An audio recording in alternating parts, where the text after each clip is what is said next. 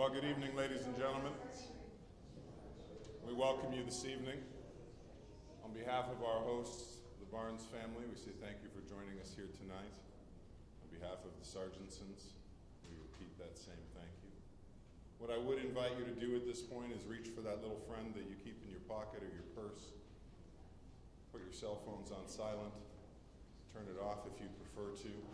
As we move forward into our formal time of remembrance this evening, we're going to start with a video. Thank you.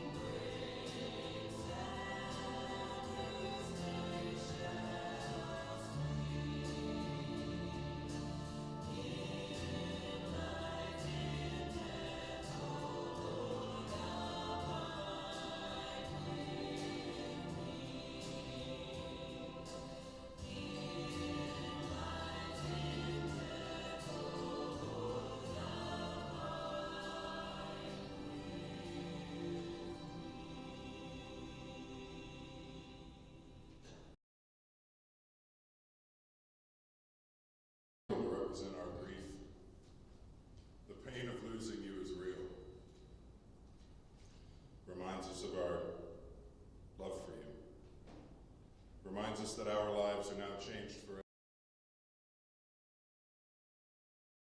That your light may always shine. We cherish the special place in our hearts that will always be reserved just for you. We thank you for the gift that your living has brought to each of us. You are loved. You will long be remembered. Can I invite the grandchildren that are coming to light the candles to do so now?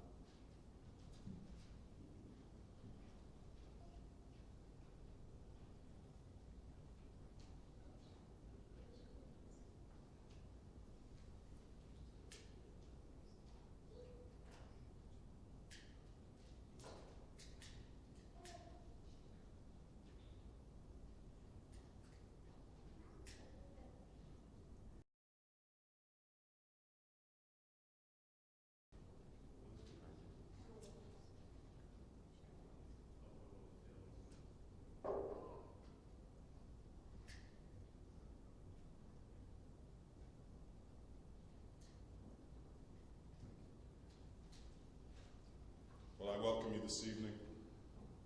My name is Philip Smith, and I'm pleased to be the funeral celebrant today. As we gather our hearts most, we take this time to share in the memories of this vibrant life that Rob has lived. We're here with daughter Kathy and her husband Jim, his loving son Bill and his wife Kim, his loving daughter Karen, his loving grands William, Leslie, Lindsay, Emily, John, Catherine, and Megan, as well as those you love, and his loving great-grandson Lincoln, along with all those that would make up the extended branches of this family tree. We think of those that would be the friends, the neighbors, and the co-workers along the journey of Rob's days. And today we make special remembrance of his beloved wife and partner,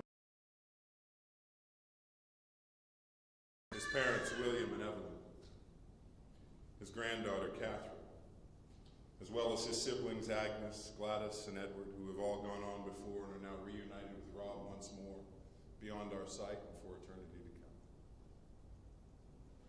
Sorry, dear? Bob. Okay. On behalf of the family, allow me to thank you for being here today. Some have come from a great distance and some just around the corner. No matter the length of your journey, the decision to be here is what matters tonight. This decision to support and bring your presence to this family are felt and well received. And these are our moments to stop and take some time to honor Bob and the life and the meaning that he brought, to better understand the values that allowed him to love, to care for, and support his family for these 88 very well-lived years. And as we come together, we unite our hearts together in care and demonstrate that care and support of the family today and beyond today as they will walk these steps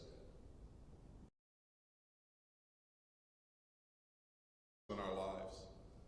As we take this time to remember and embrace those memories with joy and peace, as we think about this loving and hardworking man who family was first for and whose love was felt by. And several of the voices that can speak to the wonder and the value of this life are going to come and share their thoughts of him with us today. We'll hear first from his granddaughters, Lindsay and Emily, and following their thoughts, we'll hear from Bill, and following Bill, we'll hear from Kat.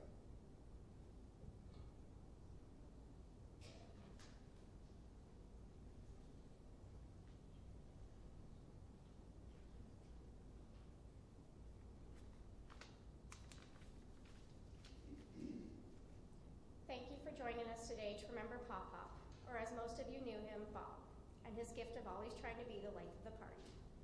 Pop-Pop was both a man of many words and a man who enjoyed the peace and quiet of the cottage.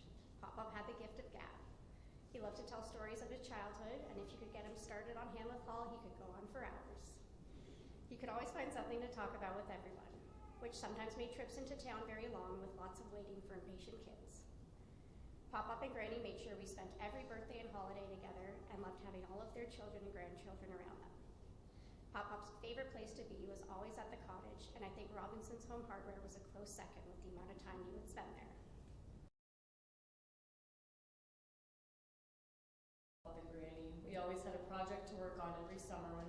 routine of getting the boat ready for the water and getting the floating dock out of the water.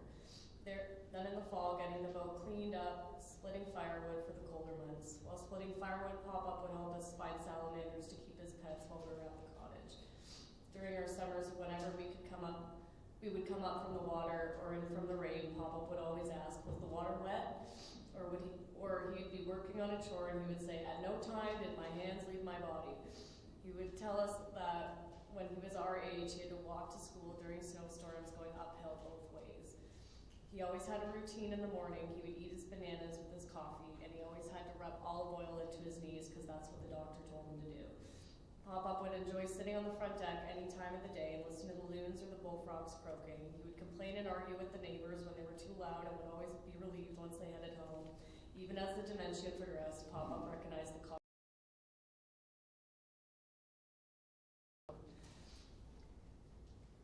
As Pop-Pop's dementia progressed, he always seemed to reminisce about his parents and siblings and would talk about Dad, Kathy, and Karen as if they were still young in his mind.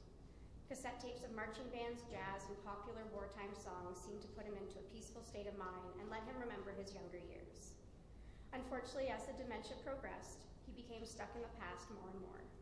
He stopped recognizing people's voices, so we just let him talk about whatever he wanted to talk about. Sometimes we could pull him from the past by bringing up the cottage and describing what it looked like during that time of year. He would ask us how often we would visit and would talk about all the projects he was planning on working on that summer.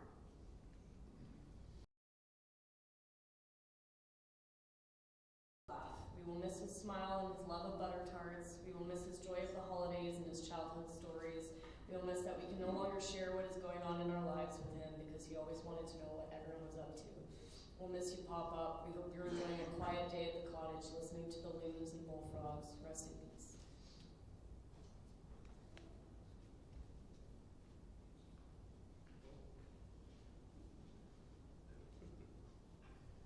Yeah, I don't have anything written, but I'm obviously just going to speak from personal experience.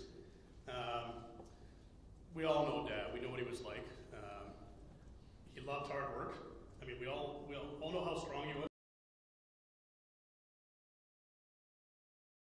And his career was hard work. You know, he was very proud of being a plumber, very proud of being in the construction trades. And for Dad, a good day was if you had to come home and wash your hands with Comet or Ajax. You know, a better day was, you know, if you had a near-life experience, or near-death experience, I should say, that was a really good day, right? So Dad saw hard work as being the way to purify yourself, and he enjoyed it very much. You know, he used to talk, his favorite show was All in the Family, right?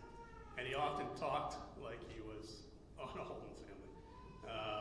But what I realized about my father when I started working for him in the summertime, and when I was in high school on holidays and things, is that for Dad, it didn't matter what ethnicity you were or what creed you were, it really didn't matter. If you showed up for work on time and you put in a hard day's work, you had his support and his respect, right? It didn't matter. So, but I can tell you too that in the early years with Dad was a challenge understanding where I stood anyway. It was, for the Serjeantson boys, don't take this wrong, it was, Dad loved his brother very much, right? And I knew that. But when I was a kid, whenever anything went wrong, whenever I thought I had done something right, I would find out I actually hadn't done it right, I had done it wrong. And I was so much like Uncle Ed. And my mother would always come out and explain to me why that was a bad thing. And there was one situation that I remember very well. I was in grade 5 at the time, and Dad would work on the weekends doing odd jobs, right, to make a bit of extra money. And he left early in the morning, and he told my mom, because it was rained all night, and there was about an inch of ice on the driveway, that I was to chip all the ice off the driveway before he got back. So my mother said, okay, when I got up, breakfast, sent me out with the ice chopper, and I waited for about an hour, got about 2 feet into it after about an hour. But then three of the boys on the street came by and asked me what I was doing. I said, I'm chopping ice. Can we help you? Sure, we can. Go get your choppers. So they got choppers and came back. Now there was 4 of us chopping away. Then 3 more boys further down the street saw what we were doing, and they came down and joined us, right? And so, like boys do, it was a competition to see who could chop the most ice. And by the time Dad came home, the entire driveway was clear. I thought, he's gonna love this. When he pulled up, in front of the house and walked up the driveway. He said hello to all the boys. He walked right past me into the house, and I could hear him yelling in the house about Uncle Ed. And my mother came out with a handful of quarters and said, "You got to tell the boys to go home, give them this money," and explained why what I was doing was so much like Uncle Ed. I guess what I had done wrong was I had recruited all these other kids to do my work for me. And here I thought I had done an amazing thing because the driving was clear. So yeah, in my younger years, I really didn't know where I stood with my dad. Right? On my confirmation, all the great aunts and uncles came up, right, from the States. I can't remember the reason why it wasn't for the confirmation, but because they were up, they went for the confirmation. Christmas cards, birthday cards, it was from Mom, would say Dad, love Dad. It was always Mom's handwriting. And, but that day, he handed me a card, and when I opened it up, there was like a 5-page letter inside, right? And it was 5 pages of him telling me how proud he was of me and all the reasons why. And yeah, so that touched me a lot. So, thank you.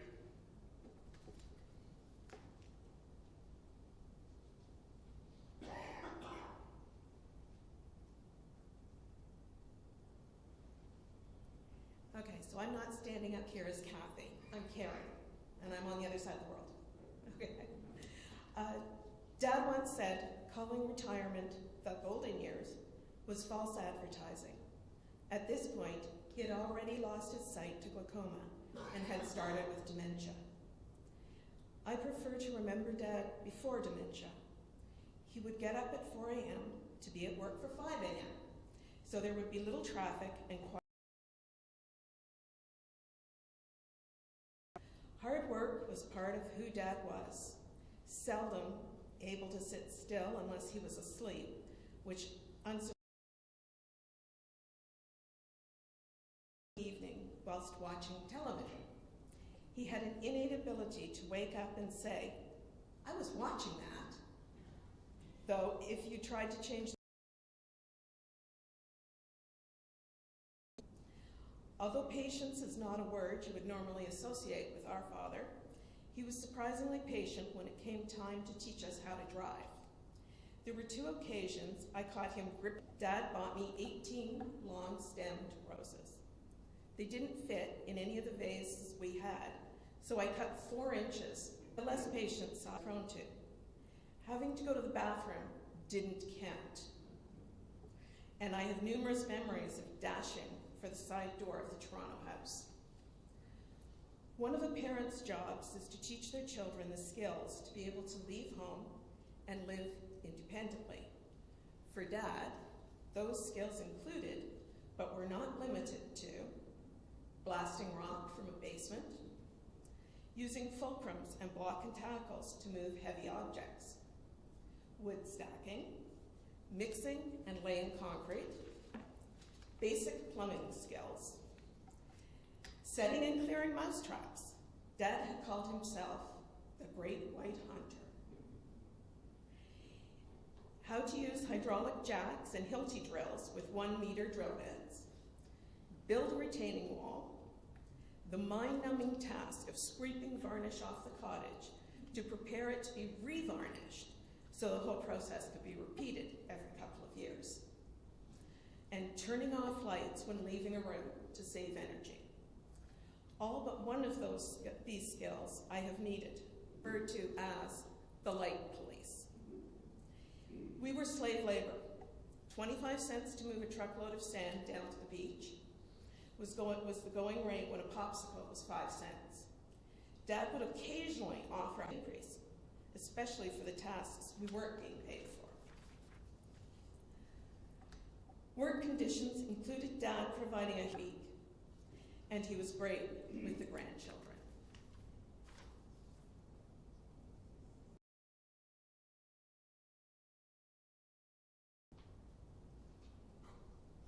Sorry, that was a pretty quick ending there.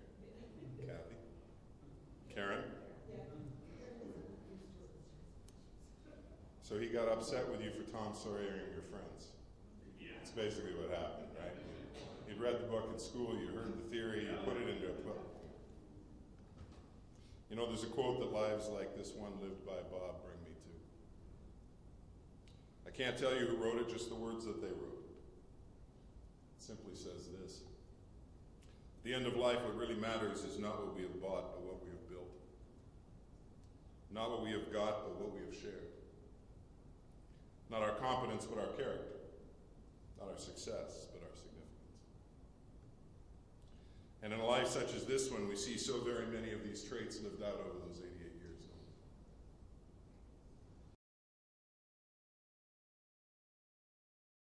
In their journey. From those earliest moments when he'd be welcomed to the love and care of his mother Evelyn and his father Willie,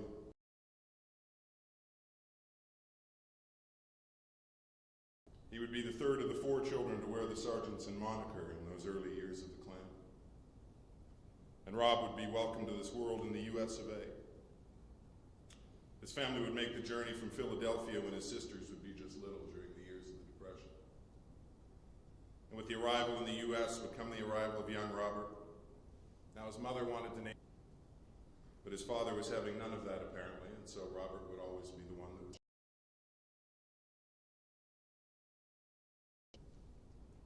Yet in time,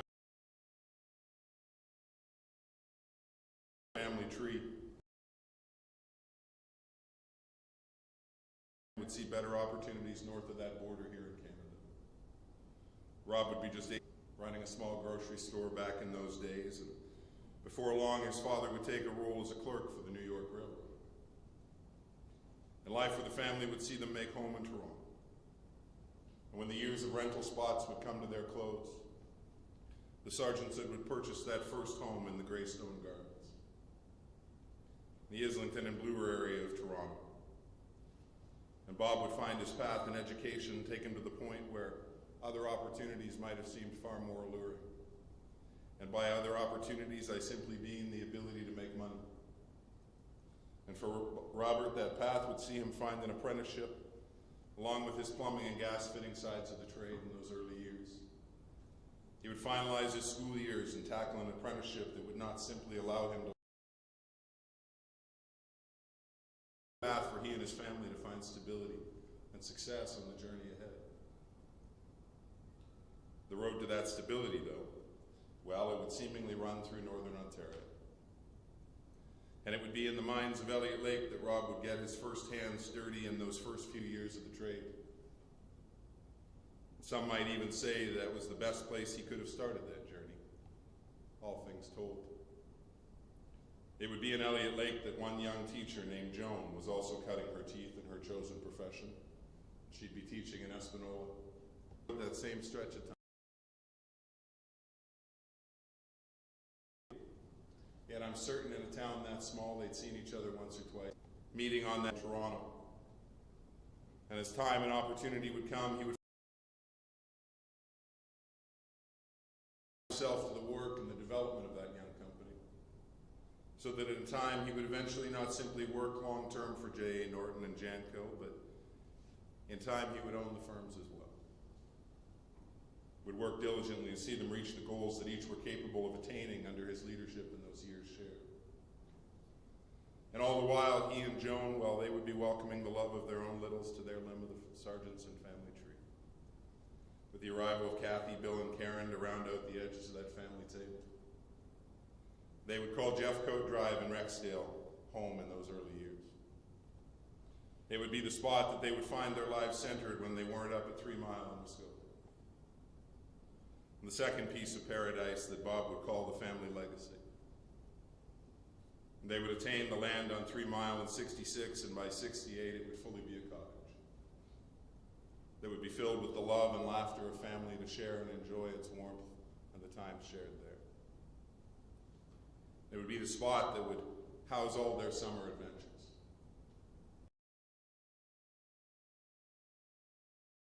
Week.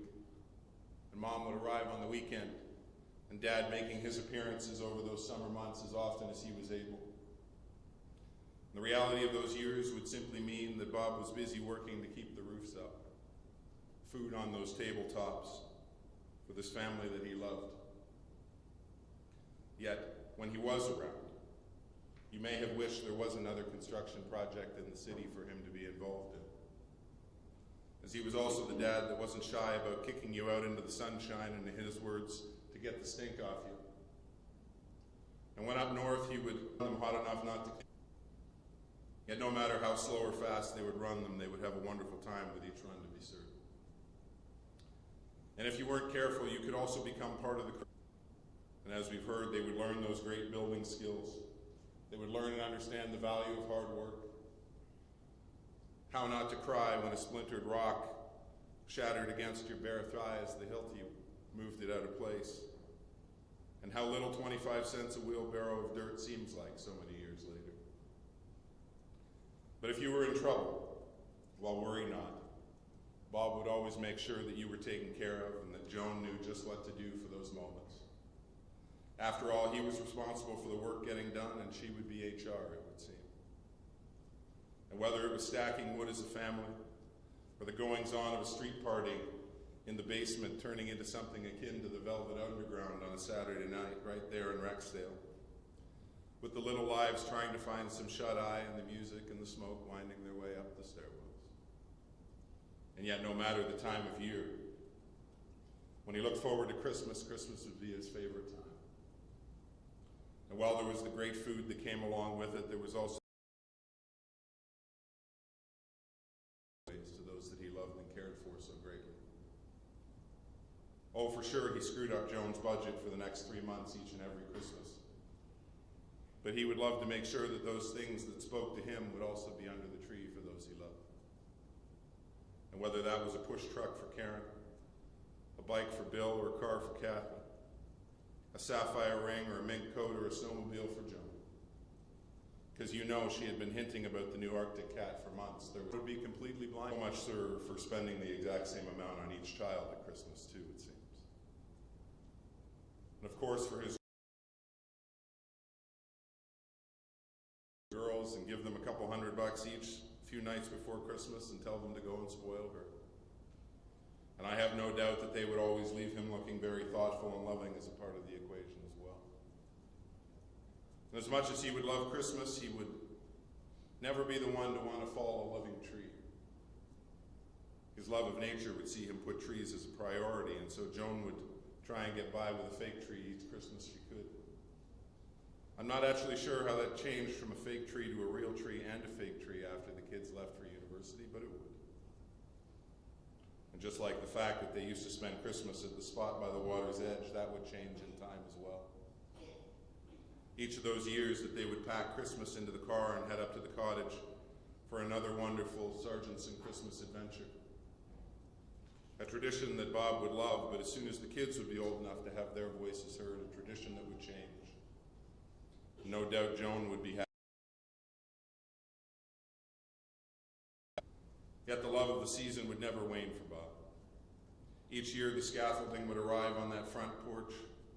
He would put the lights up to the heights of that spruce tree on the front lawn, a sight visible from down the block.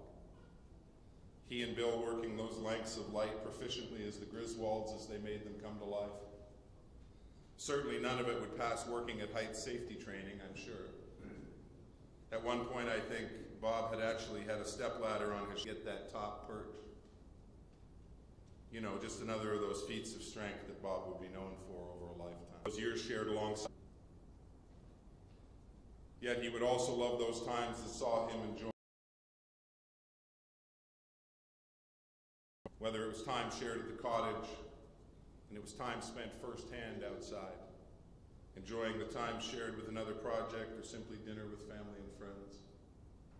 Or the quiet of an evening of TV where he would find a great show on animals or something about nature that would captivate his attention, often calling you into his room to come and watch it with him. That was if he could keep his eyes open long enough to remain engaged in the show that he wanted you to come and watch.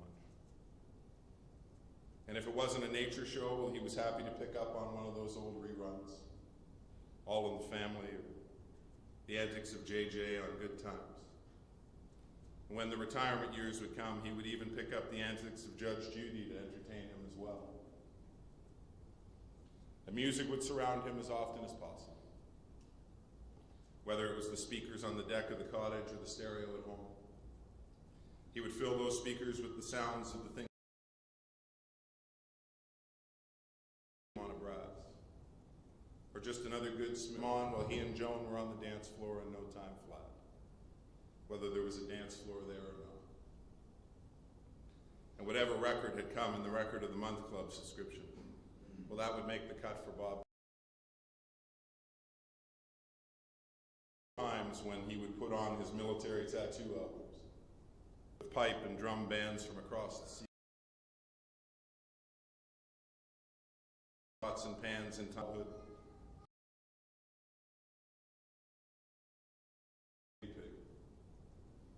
Who each morning would squeak away under his blanket for some attention at 5 a.m. Morning, his love of animals would come to play as he would often be heard talking to George from the kitchen,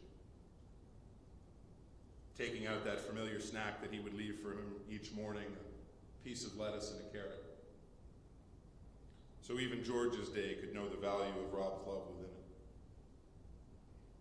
And I would like to tell you that he loved movies, but alas, Bob would only see one in a theater, and it happened to be The Battle of Britain.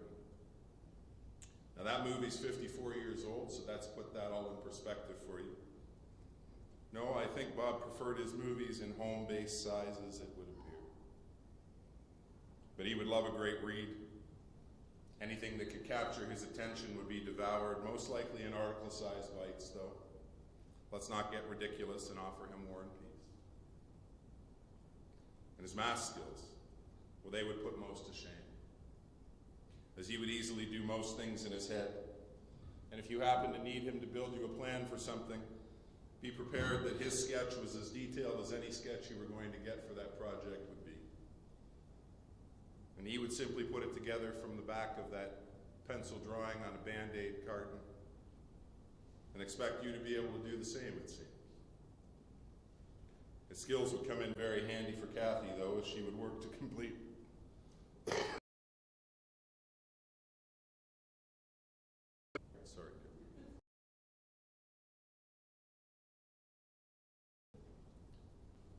I'd give it a shot, but just hear the stories of the slide he would make for the cottage. Simply taking lengths of sewer pipe that he had scavenged, probably about $3,000 a piece in value, and slicing them down the middle in order to make that perfect run for perfect summer fun for little lots. And when Bob built them a skating rink, it had its own underwater pump to effectively flood the rink when needed. He would also cram a V8 into a motorboat. And although it would blow up in mid-lake, it was a great thing to be seen. I suppose he would be their own version of Tim the Toolman Taylor in some of those ventures. He would love those projects that he could help others out on. Whether it was as simple as lending you the tools that you would need. And if you needed a tool that Bob didn't have, you must have been asking for the wrong tool. Or just the willingness to jump in there and help you out in any way he could. Whether that was the sweat off his back or even just rooting around in his stockpile. You know, the guys that will save anything for as long as they can because they didn't pay for it and they might need it at some point down the road. Well, that was Bob. His years of working sites would lead him to a great amount of resources at his disposal over the years. Whether the project be for you or his next one in mind. At the cottage, sometimes as simple as a bowl of porridge, other times a stack of pancakes. Bacon and eggs to the mix, as well as those wonderful flapjacks. A great end to each of their tummies for those years shared, and probably a very practical way for a man who gets up at 4 a.m. every day of the week to make sure he gets fed. Times that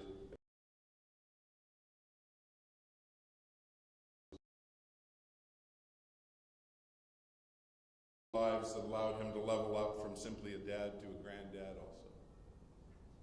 Over the years that they would share, he would love the times that they would spend in that workshop together. Whether it was making a project that would be amazing and fun when it was done, as long as Mom never saw it before you got to use it, that was probably okay. Or just goofing around with tools that were likely far too dangerous for them to use safely. the welcome of his skills with that water slide and making sure that each had a snow racer. Just the pleasure of spending time with them in those weeks when they hadn't seen him. He would gladly drive across the city to make sure it wouldn't be 2 weeks in a row. And he would love to show them the wonders of this world, whether it was taking them on an excursion to a simple park, or to feed the ducks, or to feed the Canadian geese by the waters of Lake Ontario. Each grand now in possession of their own carved duck because of Rob's care and support of Ducks Unlimited over the years. And that obligatory stop at Weber's on those trips up north, to check the train. Well, they would always be a stop that Bob would enjoy with them. Now, he would draw a line at how far Granddad's love goes, though. And that would be at the diapers. As it would seem, he wouldn't change any. And while diaper duty may have eluded him, what never would elude him was the love and care that he had for each of those hearts that were joined to his own. That love he shared with his Joan, his children, his family, those that he would call his co-workers over these years. It would be the source of his strength for each mile. And they would be the ones who would join, and finally 59 years.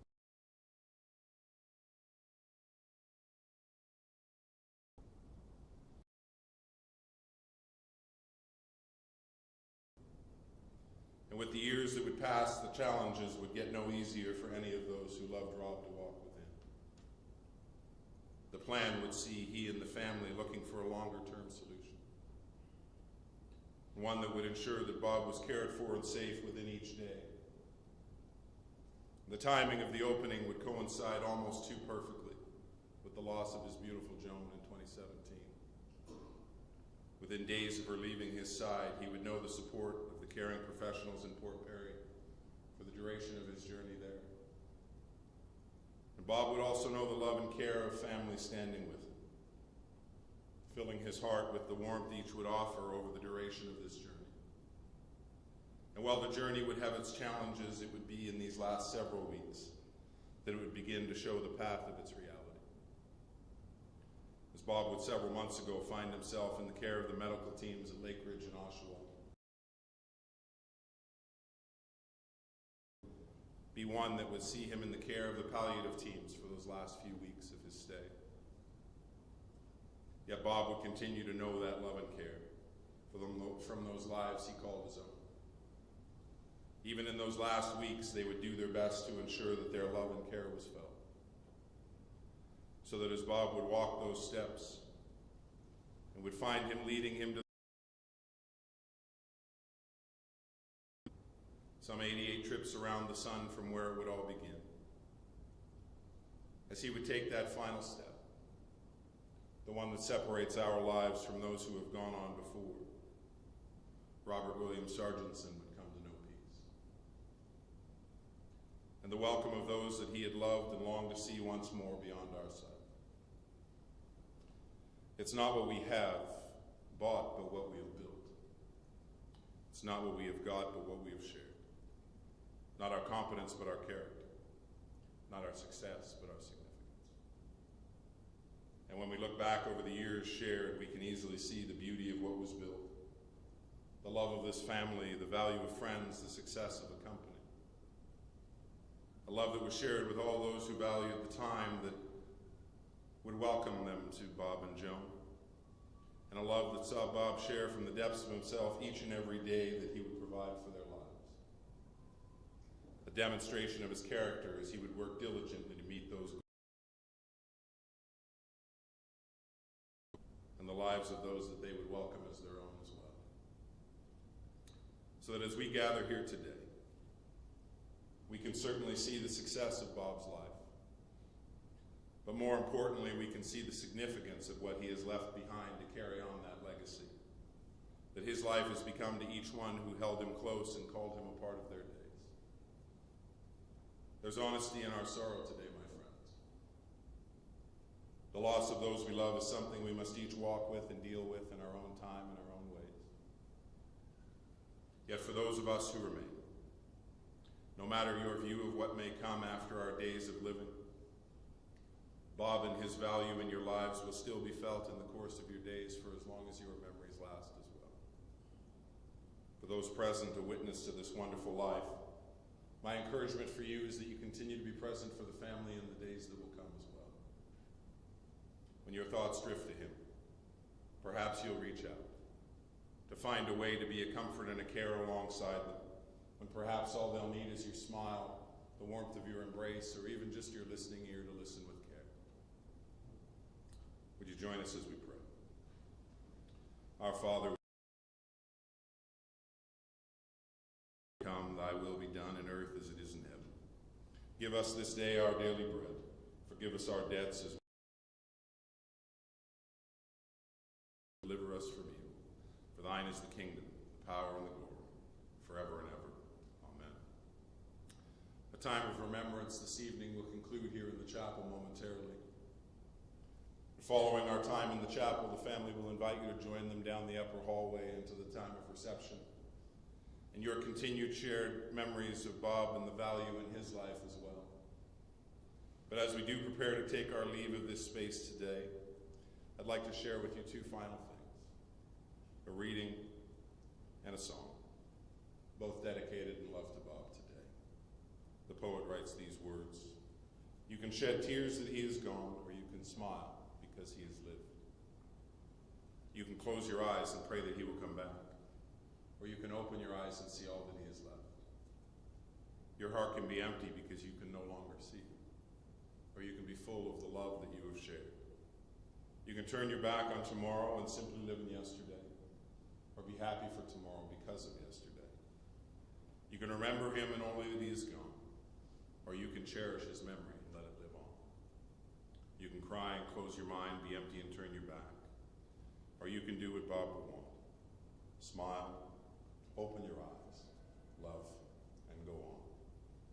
Can I invite you to stand as we play this last piece of music in remembrance of Bob and all those who have served?